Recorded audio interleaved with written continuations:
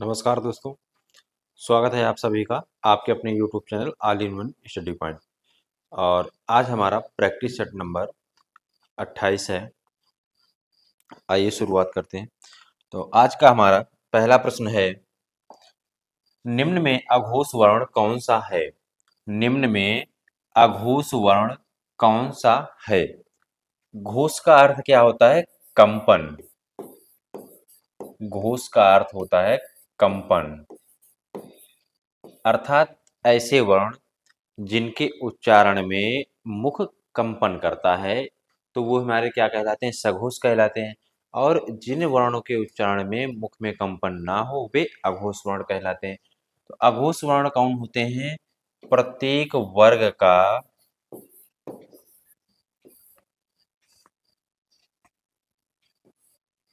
प्रत्येक वर्ग का पहला और दूसरा वर्ण, पहला और दूसरा वर्ण, प्रत्येक वर्ग का पहला और दूसरा वर्ण क्या कहलाता है? अघोष। और प्रत्येक वर्ग का तीसरा, चौथा, पांचवा, तीसरा, चौथा, पांचवा और सभी स्वर और अंतस्थ ये आपके क्या होते हैं? सघोष होते हैं। तो इसमें बताना कि निम्न में कौन सा वर्ण अघोष है। तो जो प वर्ण है ये अपने वर्ग का पहला वर्ण है, इसलिए ये हमारा अघोष हो जाएगा।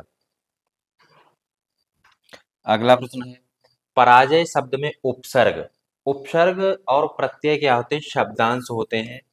उपसर्ग और प्रत्यय क्या होते हैं? शब्दांश होते हैं। प्रत्यय शब्द के बाद में जुड़ता है और उपसर्ग शब्द से पहले जुड़ता है। तो पराजय शब्द में उपसर्ग क्या है? परा।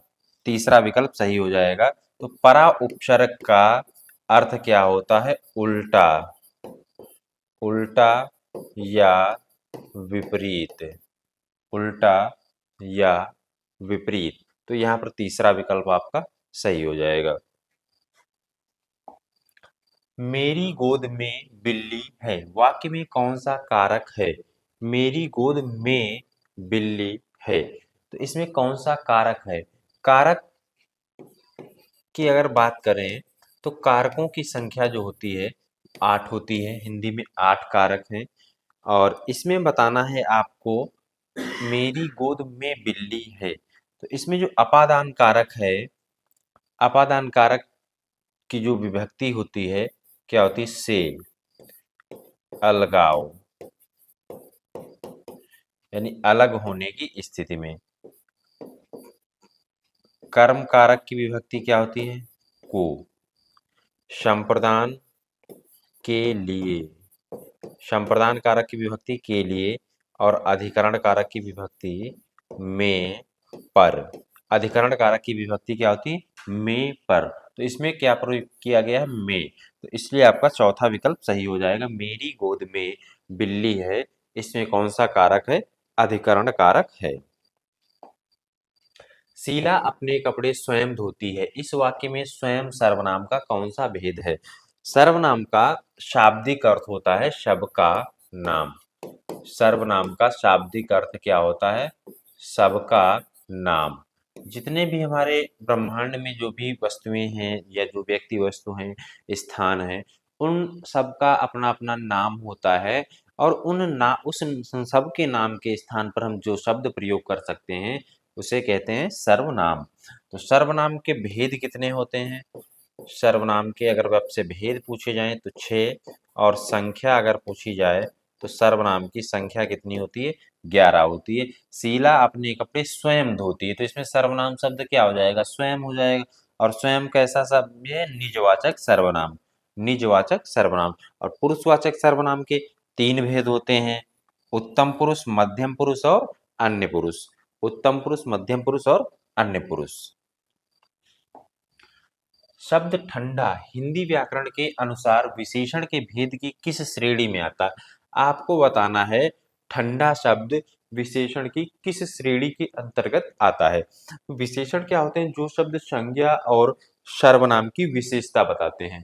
तो जो शब्द संज्ञा और सर्वनाम की विशेषता बताते हैं विशेषण कहते हैं उन्हें।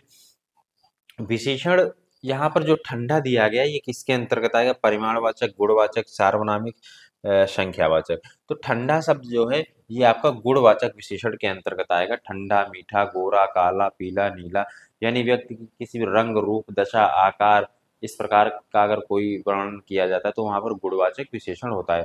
ठीक है? और सार्वनामिक या इसे संकेतवाचक विशेषण भी कहते हैं। संख्यावाचक विशेषण के दो भेद होते हैं, संख्यावाचक विशेषण और परिमाणवाचक विशेषण। संख्यावाचक के दो भेद होते हैं और परिमाणवाचक के भी दो भेद होते हैं। रमा पुस्तक पढ़ेगी, इस वाक्य को कर्म वाच्य में रूप परिवर्तित करें। तो रमा पुस्तक पढ़ेगी, इस वाक्य को कर्म वाच्य में परिवर्तित करें। तो वाच्य क्या है? वाच्य क्रिया का रूपांतरण है। वाच्य क्रिया का रूपांतरण है।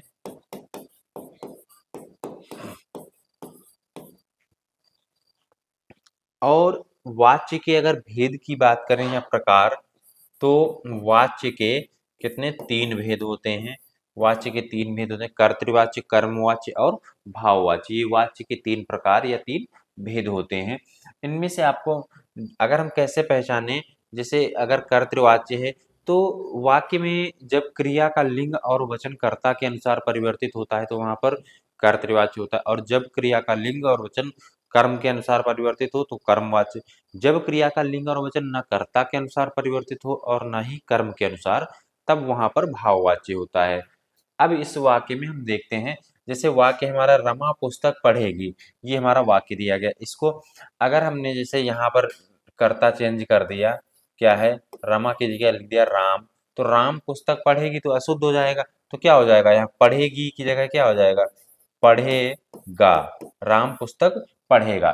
तो जैसे ही हमने कर्ता का लिंग बदला तो क्रिया भी परिवर्तन की स्थिति में आ गई। तो जब कर्ता के अनुसार क्रिया बदले तो वहां पर कर्तृवाच्य, अर्थात जो हमारा दिया गया वाक्य है ये कर्तृवाच्य है और इसको कर्मवाच्य में बदलना है। जैसे हमने देखा कि रमा के द्वारा पुस्तक पढ़ी जाती, तो यहाँ पर हमने रमा की जगह कर दिया राम कर दिया। राम के द्वारा पुस्तक पढ़ी जाती है, तो क्रिया हमें बदलने की आवश्यकता नहीं, वाक्य हमारा तब भी शुद्ध है। या हमने लिख दिया यहाँ पर बच्चे के द्वारा पुस्तक पढ़ी जाती है, बच्चे के द्वारा पुस्तक पढ़ी जाती है, या सीता के द्वारा पुस्तक पढ़ी जाएगी। तो यहाँ पर हम कोई भी कर्ता हम चाहे बदल दें, लेकिन यहाँ पर हमारा जो क्रिया है, क्रिया को बदलने की आवश्यकता नहीं है, तो पहला विकल्प सही हो जाएगा। संभवतः वह लिखता हो, इस वाक्य में कौन सा काल है? काल का अर्थ क्या होता है? काल का अर्थ होता है समय। काल का अर्थ होता है समय। और काल कितने प्रकार के होते हैं या काल के भेद कितने होते हैं? तीन होते हैं, भूतकाल और वर्तमान काल और भविष्य काल।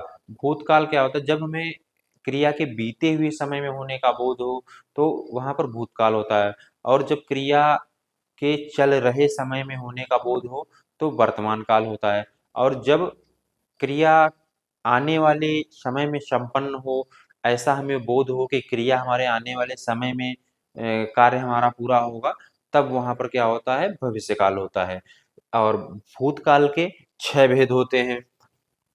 भूतकाल के छह भेद होते हैं, वर्तमान काल के पांच और भविष्य काल के तीन। तो संभवतः वह लिखता हो, लिखता हो, यहाँ पर ता हो, तो यहाँ पर क्या हो जाएगा? संभाव्य वर्तमान काल हो जाएगा। चौथा विकल्प सही हो जाएगा आपका।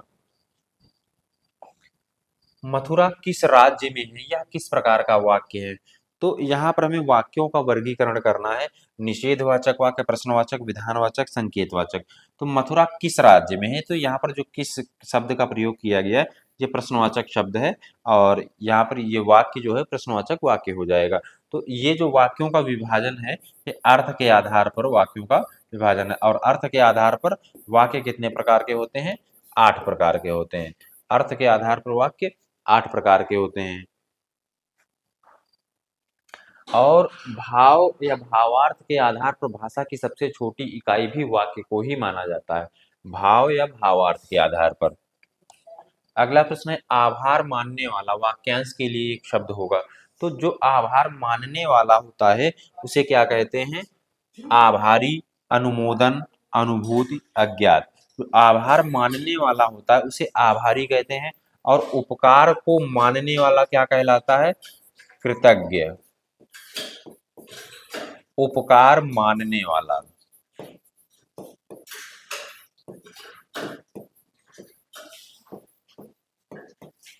उपकार मानने वाला कृतज्ञ कहलाता है, और उपकार को न मानने वाला, उपकार न मानने वाला,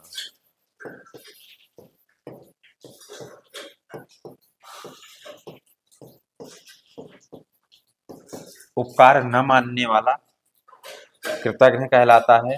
जिसका अनुभव किया गया हो उसे क्या कहते हैं? अनुभूति। अनुभव किया गया हो तो अनुभूति, और जो ज्ञात न हो या जो न ज्ञात हो उसे अज्ञात कहते हैं। आसमान से गिरा खजूर में अटका, इस लोकोक्ति का अर्थ क्या है? भूलोक की तृष्णा, किसी से कोई वास्ता न रखना, एक विपत्ति से छूटकर दूसरी में फंसना, खजूर पेड़ पसंद करना। तो आसमान से गिरा खजूर में अटका, तो लोकोक्ति का अर्थ क्या है? तो सबसे पहले तो हम जानेंगे कि मुहावरा क्या होता है और लोकोक्ति क्या होती है। मुहावरा एक वाक्यांश होता है और लोकोक्ति अपने आप में पूर्ण वाक्य होती है। लोकोक्ति जिस अर्थात लोक प्लस उक्ति, लोक प्लस उक्ति। उक्ति का अर्थ क्या होता है? कथन, अर्थात लोक में कही गई जो बात होती है, जो हमारी कहावत होती है, उसे लोकोक्ति कहते हैं। तो आसमान से गिरा खजूर में अटका, इस लोकोक्ति का अर्थ क्या होता है? एक विपत्ति से छूटकर दूसरी में फंसना। एक विपत्ति से छूटकर दूसरी में फंसना क्या होता है? आसमान से गिरा खजूर में अटका। व्याकरण की दृष्टि से निम्न में से कौन सा वाक्य शुद्ध है? मेरे को आपका काम बहुत पसंद है, वह आदमी अच्छा नहीं है, एक दूध का ग्लास दो, प्रत्येक चित्र बुरे नहीं होते। तो इसमें कौन शुद्ध वाक्य बताना है आपको? 3 विकल्प अशुद्ध हैं और एक शुद्ध है। तो इसमें जो दूसरा विकल्प दिया गया है, वह आदमी अच्छा नहीं है, ये हमारा शुद्ध वाक्य है। तो अब देखते हैं इसमें जो हमारे अशुद्ध वाक्य हैं, इनमें अशुद्धियाँ क्या हैं? ताकि अगर हमको इसी का कभी शुद्ध रूप मिले पहचानने को, तो हमको कोई दिक्कत ना हो। जैसे पहला विकल्प दिया गया है हमें, मेरे को आपका काम बहुत पसंद है। मेरे को नहीं, यहाँ पर होगा मुझे। क्या होगा? मेरे को के स्थान पर क्या होना चाहिए? मुझे आपका काम बहुत पसंद है। अगला दिया एक दूध का ग्लास, तो एक दूध का ग्लास नहीं, दूध का एक ग्लास, दूध का एक ग्लास। तो इसमें क्या किस प्रकार की शुद्धि है? जो शब्दों का क्रम है वो इधर से उधर कर दिया गया है। अगला जो है हमारा, प्रत्येक चित्र बुरे नहीं होते हैं। तो यहाँ पर जो है बुरे क्या है? बहुवचन शब्द है, और यहाँ पर प्रत्येक चित्र मतलब अर्थात एक चित्र की बात हो रही। तो जब एक चित्र की बात हो रही तो यहाँ पर बुरे नहीं, क्या होगा? प्रत्येक चित्र बुरा नहीं होता। तो यहाँ पर भी क्या होना चाहिए? बुरा। और यहाँ पर क्या होना चाहिए? होता। तो सही हो जाएगा, प्रत्येक चित्र बुरा नहीं होता। कृष्ण का विलोम शब्द कौन सा है? विलोम का अर्थ क्या होता है? जो शब्द हमें उल्टा अर्थ प्रदान करते हैं या विपरीत अर्थ वाले जो होते हैं, वे विलोम शब्द कहलाते हैं।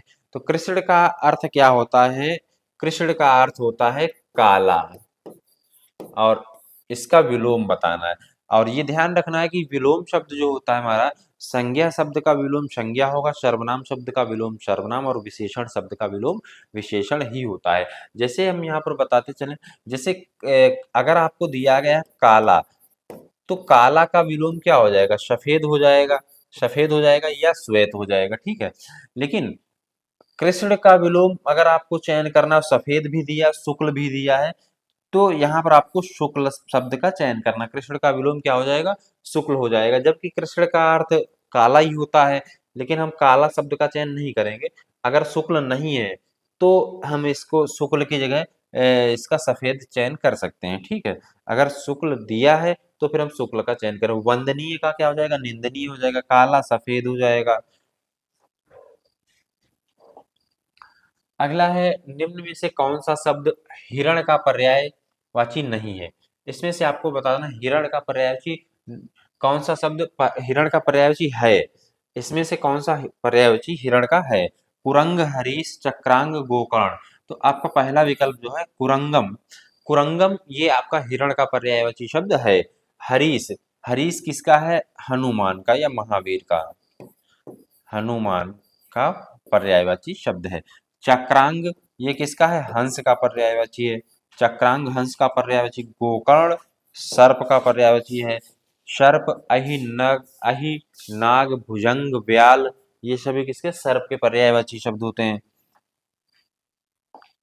निम्न में से कौन सा गाजर का तत्सम रूप है? तो यहाँ पर गाजर का तत्सम रूप बताना है। गाजर कैसा शब्द है? तद्भव शब्द है। इसका तत्सम रूप क्या होगा? गृज्जन गृद्ध घोटक चित्रक। तो गाजर का तत्सम होता है गृज्जन। गाजर का तत्सम हो जाएगा गृज्जन। गाजर शब्द जो है तद्भव रूप है और ये गृज्जन ये आपका तत्सम रूप है। तो पहला विकल्प सही हो जाएगा। ये अशुद्ध लिखा हुआ है, गृज्जन हो जाएगा। गृद्ध ये किसका होता है? गीध का। गीध का तत्सम होता है गृद्ध। घोटक घोड़ा का हो जाएगा। घोटक किसका है? घोड़ा का। और चित्रक चित्रक किसका हो जाएगा? चीता का। चीता का तत्सम चित्रक हो जाएगा। चीता तद्भव रूप है और चित्रक तत्सम रूप है। व्याप्त शब्द में कौन सी संधि है? व्याप्त शब्द में कौन सी संधि? इसका विच्छेद करें अगर व्याप्त शब्द का तो क्या हो जाएगा? वी और प्लस आप्त। वी प्लस आप्त। तो ये हमने एक नियम पढ़ा था यड़ स्वर संधि में। यड़ स्वर संधि। यड़ स्वर संधि किसका? स्वर संधि का एक भेद है। संधि के अगर भेद की बात करें तो संधि के 3 भेद होते हैं, स्वर व्यंजन और विसर्ग। जिसमें से स्वर संधि के 5 भेद होते हैं। दीर्घ स्वर संधि, गुण स्वर संधि, वृद्धि स्वर संधि, यड़ स्वर संधि और अयादि स्वर संधि। तो इन 5 में से एक होता है यड़ स्वर संधि। यड़ स्वर संधि में क्या होता है कि यदि ई ई या ऊ के बाद ई या दीर्घ ई इनमें से अगर कोई भी वर्ण आता है या दीर्घ ई अगर इसके बाद में कोई असमान स्वर आए, इसके बाद में अगर कोई असमान स्वर आ रहा है तो अगर इसके बाद में कोई असमान स्वर आता है तो ई या दीर्घ ई का परिवर्तन किस में हो जाएगा? या में हो जाएगा। या इससे और एक पहचान है कि यड़ स्वर संधि में आपको या तो या से पहले या वा से पहले आधा अक्षर मिलेगा। तो यहाँ पर क्या होना चाहिए? यड़ स्वर संधि होगा। आपका तीसरा विकल्प सही हो जाएगा। अगर यड़ स्वर संधि नहीं दिया गया है और विकल्प में दिया गया है स्वर संधि, व्यंजन संधि, विसर्ग संधि या कोई विकल्प दिया गया है तो आपको स्वर संधि का चयन करना है। अगर स्वर संधि का भेद दिया गया है तो आपको फिर उसका भेद ही चयन करना है, क्योंकि जो जो उत्तर हमें चयन करना है वो जो सबसे नजदीक आंसर जो होगा वही हमारा माना जाता है। और जब ना हो तो उसके बाद में हम चयन कर सकते हैं। जैसे यहाँ पर अगर स्वर संधि भी दिया हो और यड़ स्वर संधि भी दिया हो तब हमें यड़ स्वर संधि का ही चयन करना होगा। जहां प्रसिद्ध उपमान को उपमेय में बना दिया जाए या बदल दिया जाए वहां अलंकार होता है। अलंकार का अर्थ क्या होता है? आभूषण। अलंकार का अर्थ होता है आभूषण। तो जब प्रसिद्ध उपमान को उपमेय बना दिया जाता है तो क्या होता है? प्रतीप अलंकार। और ये उपमा का उल्टा होता है या उपमा का विपरीत होता है। उपमा अलंकार में क्या होता है कि उपमेय की तुलना किसी प्रसिद्ध उपमान से की जाती है, लेकिन प्रतीप में क्या होता है? उपमान को उपमा बना दिया जाता है। तो उपमा और प्रतीप ये आपके उल्टा हो जाएंगे। अगला प्रश्न है अनुभाव कितने प्रकार के होते हैं? अनुभाव कितने प्रकार के होते हैं? 1 2 3 4। तो अनुभाव 4 प्रकार के होते हैं। आपका चौथा विकल्प सही हो जाएगा। कायिक अनुभाव, कायिक,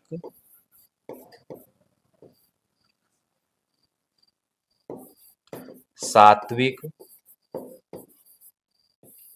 वाचिक और आहार्य। कायिक, वाचिक, सात्विक और आहार्य ये 4 प्रकार के होते हैं। और अगर सात्विक अनुभाव पूछा जाए तो सात्विक अनुभाव 8 होते हैं। सात्विक अनुभाव की संख्या अगर पूछी जाए तो आपका जवाब 8 होगा। ठीक है। और अगला प्रश्न है मात्रिक छंद के कितने भेद होते हैं? 1, 2, 3 या 4। तो मात्रिक छंद के 3 भेद होते हैं। मात्रिक छंद के 3 भेद होते हैं। सममात्रिक,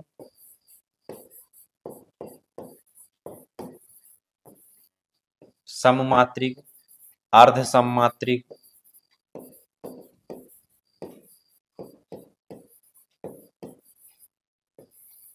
और विषम मात्रिक।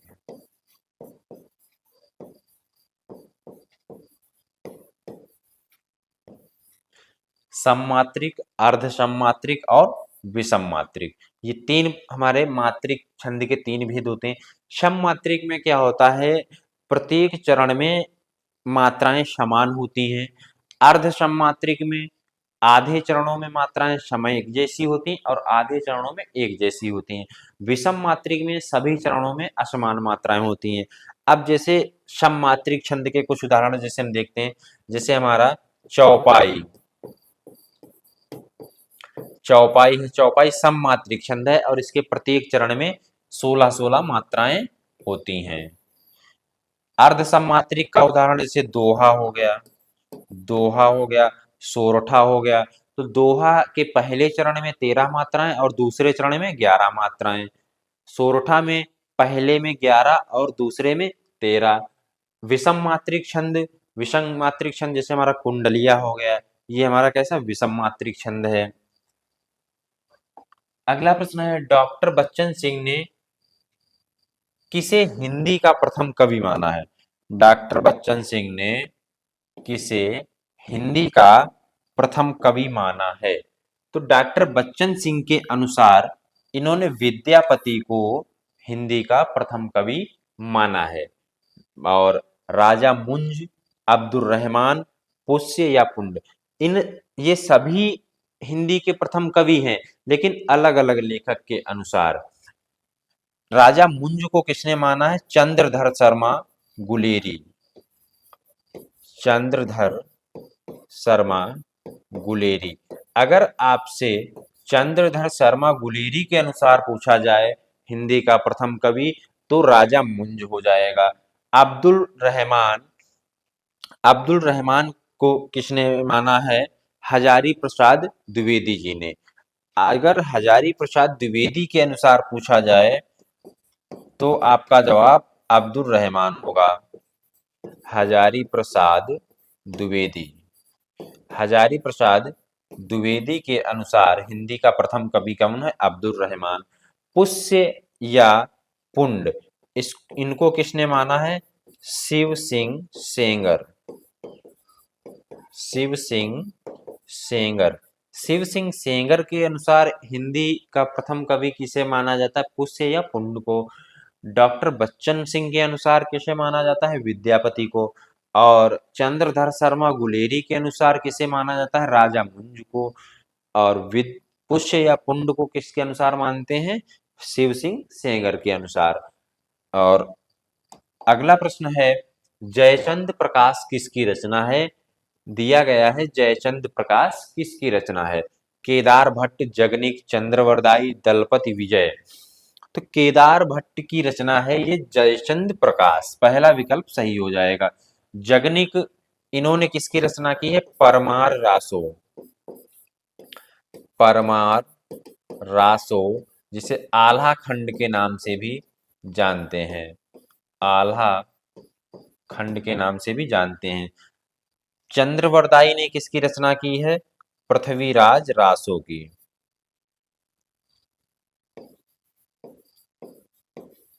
पृथ्वीराज रासो। पृथ्वीराज रासो की रचना चंद्रवरदाई ने, और खुमान रासो की रचना दलपति विजय ने की है। खुमान रासो की रचना किसने की है, दलपति विजय ने। और जो पृथ्वीराज रासो की रचना चंद्रवरदाई जी ने की है, ये किसमें है, ब्रज भाषा में है। इसकी भाषा कौन सी है, ब्रज भाषा है। तो ये हमारा आज का अंतिम प्रश्न है। और जो भी साथी चैनल पर नए हों, चैनल को अभी सब्सक्राइब नहीं किया तो चैनल को सब्सक्राइब करें और वीडियो को लाइक और शेयर करें।